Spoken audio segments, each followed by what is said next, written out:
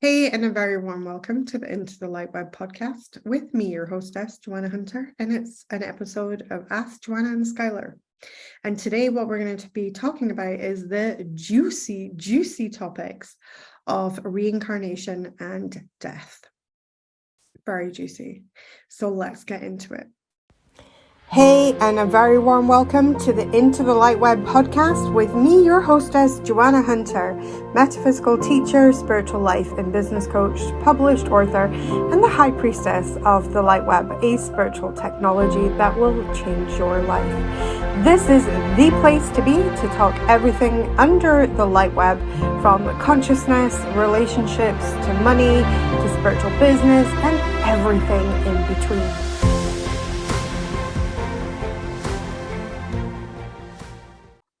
So we've been given two questions today, and the questions that we've been given, the first one is from Tracy. She says, hello, I've read a lot about incarnation, but there is one thing that really baffles me. Why do I need to come back to Earth, or why do we need to come back to Earth to demonstrate our spiritual development and learn lessons? Why does it not all take place in the spirit world? That is a great question. Can't wait to get into that one. And then the second question it comes from Jacqueline, and she says, I'm a prayer practitioner and a death doula. What would Skylar like us to know about death? I love your work, Joanna. Thank you. So I felt like these two questions worked really well together. So we're going to get into Tracy's question about reincarnation. And this question here is a very juicy question, because I think at some point I had this question myself of like, what's the whole point of Earth? It sounds like it's nicer over in the spirit world. Like, why do I have to go through the trauma of Earth and all of the things? And here's what Skylar really kind of taught me about this. So in the spirit world, the only energy that really is there is love. And the best way to describe that is kind of realizing, like, we can realize a concept of something without knowing it, okay? So we can realize, for instance, the concept of being a billionaire, but we don't know what it's like to be a billionaire unless you're one, okay? So as we're listening to that concept, we can hear the concept. So we can hear the concept of contrast, for instance, the contrast to love. We can understand that contrast. We can understand that there's billionaires, or we can understand that there is a contrast to love, which might be fear or lack. But we don't know it. And it isn't until you know it that you have a clear context. And so what Skylar teaches is that the earth plane is literally a school of learning. And the reason that it's a school of learning is that within this system of Earth, we can have lack. We can have things like not enough. We can have things like fear. And all of these energies don't exist in the spirit world. Only the concept of these energies exist. So they're only in concept form within the spirit world. So there's really not much growth in the spirit world. There is growth, but the growth is, for instance, if you always knew that you were abundant and that you really understood it, like it was a knowing within you that you are so abundant, then if somebody came along and tried to explain to you the concept of lack, you'd be like, yeah, I hear what you're saying, but I don't really get it, because it's just not your experience. What happens here in the earth plane is, as a soul incarnates in earth and goes through the school of learning, we are given a great contrast to the truth of who we are, which is source, which is love. So we experience the opposite of love. We experience maybe fear and hate, and we experience lack. We experience that which we are not. And as we experience that which we are not, we are given a deeper understanding of the truth of who we are. And the truth of who we are at the fundamental core of everything is that we are source. And that is the absolute truth of who we fundamentally are in our core of our essence. And so as we speak on this and dive into this deeper and dive into life, we actually came here for the contrast. And when I first heard this concept for Skylar, that like I came for the crap, I came for Earth kicking my butt, I came for experiencing lack and not having enough. It was quite shocking to me when I first heard that concept from Skylar, because I was like, why would anyone wish this on themselves? Like, dude, seriously, like you need to have a word. This is not, no. I was like, you just need to have a word. No, I'm not accepting this. But the more that I have worked with this insight and the more that I've worked with this, the more I've been able to surrender and accept the lack and surrender and accept that all of this is growing me in some way, shape, or form. And that I think one of the things that really has highlighted to me is something that Skylar once said, is that human beings can pretty much suffer anything apart from one thing, that our suffering was for nothing. And I think in a way that's very true. You know, the idea that you suffered for absolutely no reason, that there was no reason to anybody's suffering. I think it feels really like, okay, well, if the suffering's happened, it feels slightly easier if there was a reason behind it. And I think for many people is that they believe that their suffering is senseless. And when I started to understand and appreciate that the suffering was for to provide great contrast so that my soul may know itself at a deeper level, that it helped alleviate some of that suffering and realize that, you know, all of this is also growing me. All of this is also helping me in my life. And so what I really love about this conversation of reincarnation is that reincarnation is a journey of remembrance, and reincarnation is a journey of remembering who you are, remembering your truth, remembering your universal truth, that you are source and that you are infinite and that you are expansive. The moment that you have reached a level of consciousness of fully remembering that you are source, that you are the universe, that everything is you, and that everything, even those people that really trigger you and really annoy you, that's also you, and that all of it is an aspect of you. And as we dive deeper into that and really understand that, we reach a level of consciousness where we no longer need to reincarnate on Earth. The lesson of Earth, if you like, is complete. And we now know ourselves at a deeper, more intimate level. And I really, fundamentally believe that the reincarnation cycles can stop at really any time for the peoples of Earth. Like, we can really stop that reincarnation cycle once we have reached a level of consciousness of realizing that we no longer require to reincarnate, because we are now reached a level of knowing about ourselves that is so whole and that is so complete, that the lessons that we learn here on Earth, in the contrast of lack and fear and not having enough, and of maybe other aspects of ourselves, because if we really dig into the juicy topic of everything as source, which itself is a massive topic and a really juicy one, then one of the things is a lot of spiritual people are okay with that up until they meet somebody that they absolutely do not agree with their way of being, or they don't agree with their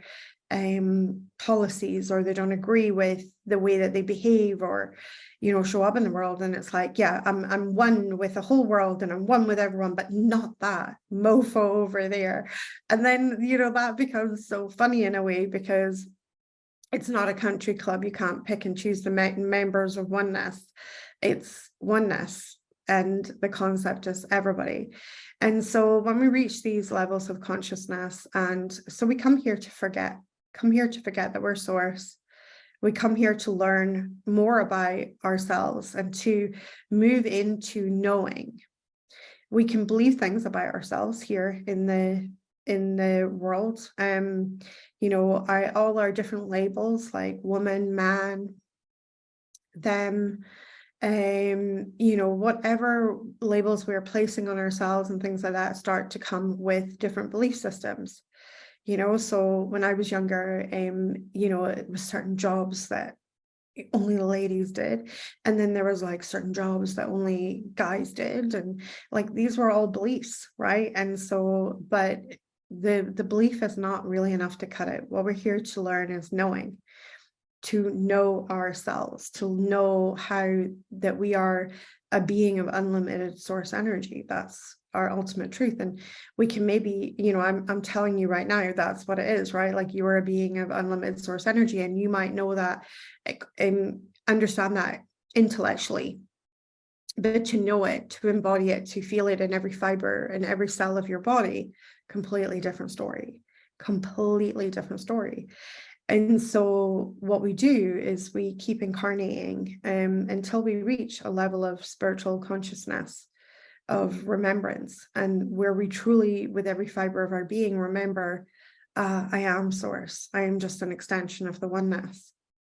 And therefore, we're also able to let go of judgment. Because in this place, one of the things that we have in the spirit world, there really is no judgment. We like to say, spiritual doctrine teaches us, and well, not really spiritual doctrine, but more like religious doctrine teaches us that this big man on a cloud will judge us come judgment day. But the thing is that every day as a human being is judgment day. Every day we're judging things all the time. We're judging things into our lives. We're judging things out of our lives all the time. And but once we reach a level of spiritual higher consciousness, what we reach is a level of non-judgment, where we're realizing that everybody is on their own journey, that we are also everybody, and that we develop compassion and a level of self-compassion, that maybe this person is behaving in this way because of the things that have befallen them, as opposed to that they are just an absolutely awful person. And it's like, and that compassion starts with the development of self-compassion. Because how many times have we been really, really, really wicked in a way, let's use that word wicked, to ourselves in our own minds, judged ourselves so harshly, told ourselves that we were no good and we weren't enough, when actually you're freaking source. But yet we have got the cheek to call ourselves and say, oh, you're not worthy, you're not deserving, and saying that to ourselves. Nobody's saying that to us. We're saying that to ourselves. That's amazing. And then other people in our lives may say that to us. And then we are faced with, is that my truth or is that their truth? That's how they perceive me, and that's how they perceive the situation. But is that then a reflection upon me, or is that a reflection upon them? And so, we get into and this is why I get so excited about life on earth, because we're here to learn all of that. We're here to play with all of these concepts. And there are like concepts to play with. These beliefs help us to know ourselves deeper. Beliefs about ourselves, beliefs about our society, beliefs about members of our society, beliefs about everything helps us to develop a sense of knowing, and a deeper sense of knowing and remembering the truth of who we are. And in doing so, we create what I call soul expansion or spiritual expansion. And then once we pass from the physical world into the non-physical world again, we lose our physical body, and our physical body dies, and the energy of our soul is released. And as the energy of our soul is released, we are given in the healing temples a body made of light. And so we begin to inhabit this body made of light. And that's our bodies that we have in the spirit world. We have these bodies made of light. And as we return to the spirit world, the ideas and concepts of earth begin to fade, and we begin to realize, oh, there's no such thing as lack. I only know abundance here in the spirit world. And then isn't that interesting? Because I was completely and utterly convinced that there was such a thing as lack in the earth plane. And then through your experience of that lack, your immortal soul evolves and it grows as a result of having spent time at the opposite end of the spectrum of the truth of who you are. And so we were also asked the question of, what does Skylar want us to know about death? And what Skylar really wants us to know about death is that death is a human construct and it is a human idea. And death itself is it's an illusion. And it's an illusion because we are operating through five senses. So our five senses tell us that body or person died, they ceased to exist on the earth plane. And we have rituals around that. So we have a death ritual of the funeral and or a memorial or some type of service to mark the occasion that human has now expired. And then as we go through our lives, that person is now missing from our lives. And that is all within the metaphysics and in the metaphysical energy. That is all an illusion brought on by your five senses. Your five senses says their physical presence is not here anymore. I can't see them, hear them, feel them, touch them, or know them anymore. But the soul, the essence of that person, still very much exists in the non-physical. And it's because most of us aren't able to see the non-physical world. And because we aren't able to see the non-physical world and we're only able to appreciate the physical world, we have the story that they are gone. And the thing is that what they've done is they've stepped through a veil, and the veil that they have stepped through it goes beyond the world of the five senses, and it moves into a world that can be perceived by what's known as the sixth sense, which in essence is actually many senses in one, and it's the non-physical senses, and these senses have to kind of be felt to be believed, and they are not always corroborated by things like your eyesight or taste or touch or smell, and these, or hearing even, that these are corroborated through other methods. And a lot of people, when they experience the spirit world, their first encounter of the spirit world in physical form is that they are in doubt. I think I felt my grandfather, but nah, just making that up. It's just in my head. It's just wishful thinking.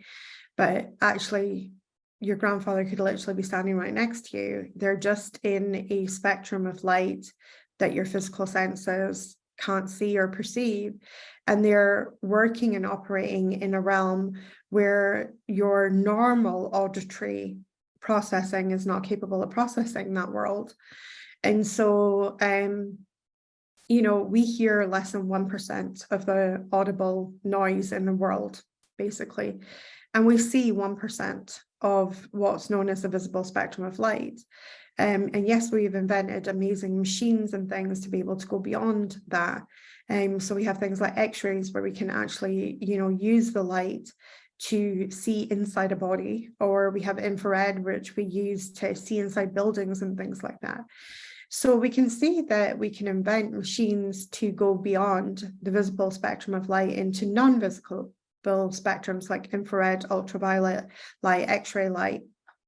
But the spectrum is the spectrum that we cannot see with our physical senses unless we invent some type of machine to be able to do that, is 99%, right? And my whole thing with this is, and the thing that really tickles me with this is like, telling me that unicorns and mermaids and things like that or dragons don't exist, because they could literally be standing right next to you right now, but because they operate in a field of energy that is outside your visible spectrum, outside your auditory spectrum, and outside your physical world made of matter spectrum, so in another dimension, we literally will perceive that there's nothing there. And the fact is, they could be standing right next to you. And it's the same with our loved ones. Our loved ones can be standing right next to us right now, and we would have no idea because of our five senses. They block us to this, and they block us to this so that we may have the illusion of playing with the contrast, which is loss, playing with that contrast of that something. Imagine how fun it would be to play with the contrast of loss. If loss was not possible, that you are a being that will always be, that you are a being that always is, and that you've always been. So you've always been, you always will be, and you always, you're infinite. And then this idea that you could be no more. What? I mean, that sounds like a fun day at the park, right?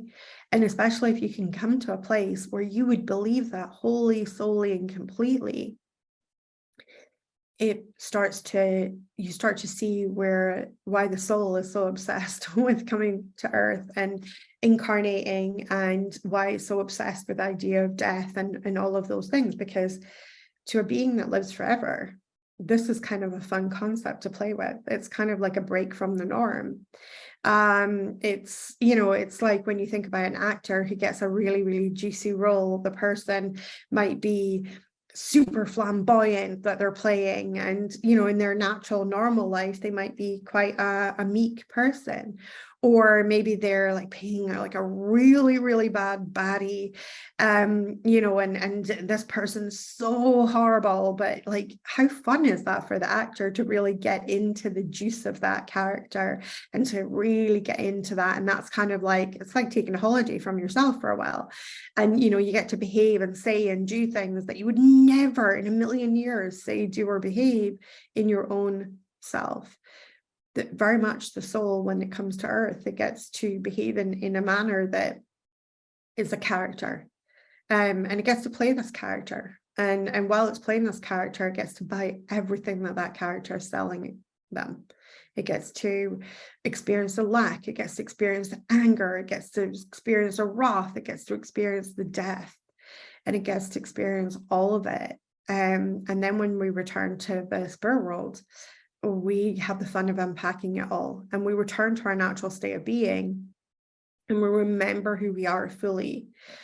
And as we return to our natural state of being, remembering who we are fully, in death, we realize it's a brand new beginning, and it's a brand new beginning for the soul as well, because the soul has now brought to the table of its existence, of its infinite existence, is brought to the table new information, contrast, new ideas and concepts, and it gets to know itself at a much, much deeper level. The more that we get to know ourselves, the more that we move up. What Skylar teaches is a soul shard, and on that soul shard is every element of you. The element of you that is literally 1 or 2 degrees separate from source. We know those on the earth plane as the higher realms of angels, like the seraphim. And then we get to know right the way to versions of us that have very little light in it and are seem very, very far away from source. We might look at that as a demonic version of us, for instance. And then everything in between, and then humans, which I often think that humans are a little bit of a 50-50 situation going on with humans. We could go either way, and I think this is one of the reasons why the school of learning, I'm always told by Skylar that the human school of learning Earth is like one of the premium schools of learning. We're already a master from somewhere else within the universe. If we arrive here, there's always already a level of mastery to our own self and to our own consciousness already in just being able to incarnate on this planet. So I think what's really exciting about Earth is in the fact that, you do get that experience of like, well, who are you going to be? Are you going to be like really, really like have experience a life with like next to no light, or are you going to experience a life where you begin to remember that you are the light and you begin to expand further and further and further and further in that? And also as well, within humanity, there is this exploration and this thing that we can reach enlightenment. And in enlightenment, we start to take on godlike attributes. And this is one of the reasons when people go on a spiritual journey, their extrasensory perception or her ESP gifts begin to develop. So people begin to develop their spiritual gifts. The more that they go on a spiritual journey, the deeper their spiritual gifts develop, to the point where they can begin to hear spirit, to the point where they can begin to see spirit, to the point where they begin to realize that death itself is an illusionary state. And we begin to realize, like, my soul is infinite. I will perhaps come back to earth and reincarnate again and again, and I will get this opportunity to keep learning here if I so wish. But I can pull the plug on my learning at any time by truly stepping in and remembering that I am source. And at that point, the need for earth disappears out of your consciousness, and the need for you to keep reincarnating here, well, it's gone too. And then we move on to what maybe some people in Sanskrit text called Shambhala, or Nirvana. This place that is, like an uber heaven. My Viking ancestors called that Asgard, that you would go to the land of the gods. Well, it is the land of the gods, because we, in essence, are divinity. We are source. We are God, and we are an aspect of God. And so therefore, when we, ascend and move into ascension, that's ultimately what we're doing. And death is an illusionary veil. And I think that's really what Skylar wants us to know about death the most. And that's why there's always been people like me on this planet who have been born with their spiritual gifts switched on, who have been like the oracles of Delphi, for instance, who have been seers and prophets and prophetesses and sorcerers and and all of these different types of people, seers and mediums. All of these people have always been there. And I always feel like the role that people like myself play is a role of awakening, of helping others to remember, hey, you got this too. I am not special in any way, shape, or form. If there was anything special, it was the fact that I was born with awareness. But many people, within my world and who have entered my world can begin to gain this awareness as well, and gain this awareness of spirit. Many of my students have gone from never knowing anything even about a channel or channeling to being able to channel the most amazing, incredible information from the spirit world. And that's their own spiritual growth that has created that and facilitated that for them. And I just feel like this is what it is just to remind ourselves that death is not real. It is but a stepping stone into another world. And that although for the loss that we feel keenly, but know that that loss is an experience. And that's the difference between human self and soul self. In human self, everything is very immediate and finite. And in soul self, everything is very expansive, and everything becomes an experience. So, let's take not so nice topic of murder, for instance. If somebody's murdered, that is a death that is caused by the hand of someone else. And as a family who goes maybe through something like that, their loss might feel senseless, that their person, that their relative, that their family member was murdered in this way, and they go through this, and there's a whole heap of learning that goes through that. And then obviously for the person who it's actually happened to, they find themselves in the spirit world, and they're like, oh, one minute I was living my life, the next minute I'm here, and realizing that human existence I had was but a blink of an eye in an infinite lifetime. And and it's that in itself is such a huge experience. And for the soul, the people who are left here on earth, that is an experience that they've gone through, and it helps them to know about themselves. And then they start to play with big concepts. Some of those concepts might be like, well, can you forgive that murderer?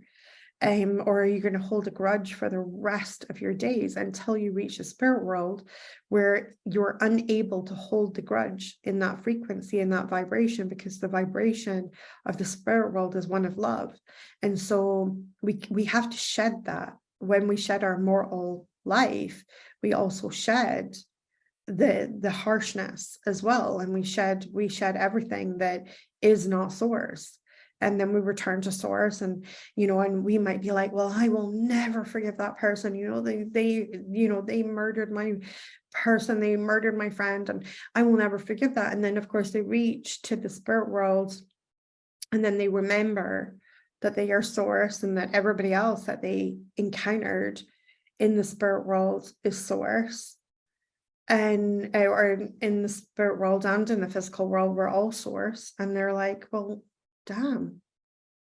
And then they might get a new perspective from the soul perspective. The soul perspective might be like, well, I spent so many years bitter, and I spent so many years angry, and all of that's contrast to the truth of who they are, which is love.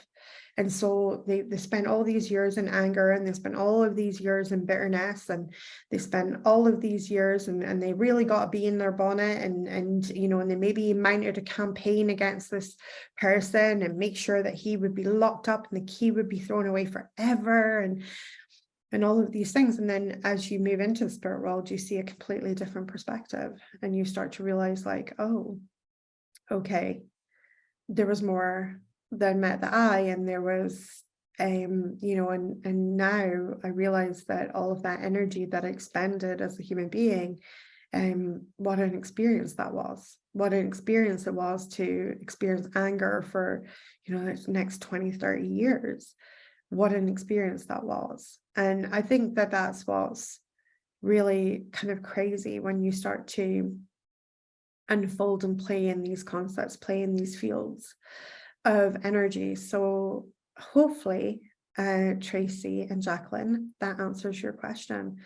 Keep these questions coming. If you want to ask me and Skylar a question on metaphysics, energy, how certain things work in the world, by all means, pop us a question at joannahunter.com/ask.